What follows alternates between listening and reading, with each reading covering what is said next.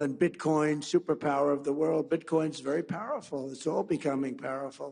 So many people now, they want to pay you in crypto. They want to pay you in Bitcoin. And we have to be at the top of it in all of these, call it an industry.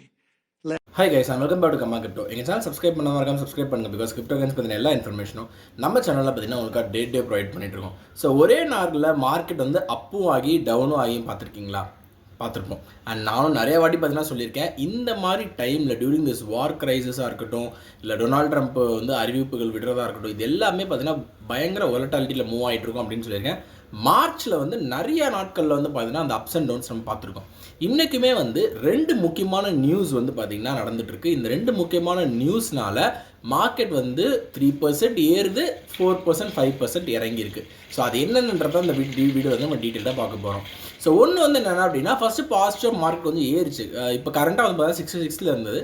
But கொஞ்சம் நேரத்துக்கு முன்னாடி பார்த்தீங்கன்னா ஒரு $67,000-68,000 வரைக்கும் பார்த்தீங்கன்னா bitcoin and crypto வந்து பார்த்தீங்கன்னா 70 கிட்ட இருந்தது. என்ன ரீசன் அப்படின்னா, டொனால்ட் ட்ரம்ப் ரீசெண்டாக வந்து ஒரு இன்டர்வியூவில் வந்து பேச்சுவார்த்தையில் சொல்லிட்டு இருந்தார். இன்டர்வியூவில் பிட்காயின் வந்து பார்த்திங்கன்னா நாங்கள் வந்து ஒரு சூப்பர் பவர் ஆக போகிறோம், இந்த மாதிரி தான் வந்து பார்த்திங்கன்னா அடுத்த ஜென்ரேஷனுக்கே வந்து பார்த்திங்கன்னா இதுதான் வந்து ஒரு முன்னோடியாக இருக்கும் அப்படின்ற மாதிரி ஒரு பயங்கரமான ஸ்டேட்மெண்ட்லாம் கொடுத்துருந்தார்.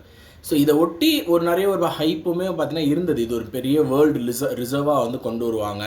பிகாஸ் ஒன் ஆஃப் தி நம்பர்னாலும் one of the most powerful person இப்போதைக்கு அவர் தான் இருக்கார்.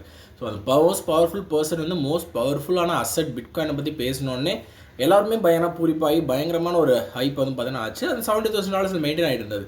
பட் எனக்கு மார்னிங் ஒரு அதிர்ச்சியான தகவல் வந்து என்ன அப்படின்னா, வர April 1 வந்து பார்த்திங்கன்னா ஜூலை வரைக்குமே ரஷ்யாவில் வந்து பார்த்திங்கன்னா ஏற்றுமதிக்கு தடை, ஆயிலெலாம் வந்து பார்த்திங்கன்னா ஏற்றுமதிக்கு தடை அப்படின்ற மாதிரி சொல்லியிருக்காங்க. இந்த நியூஸ் வந்து பார்த்திங்கன்னா ஆல்ரெடி எக்கனாமிக் வந்து பார்த்திங்கன்னா ஒரு பேனிக்கான ஸ்டேட்டில் தான் இருக்குது. ஸோ இந்த நியூஸ் வந்து பார்த்திங்கன்னா அகைன் ஒரு பேனிக்கான ஸ்டேட்டையும் கொண்டு வரும் அப்படின்ற எதிர்பார்ப்பில் வந்து பார்த்திங்கன்னா அகைன் கொஞ்சம் கிராஷ் ஆகிடுச்சு.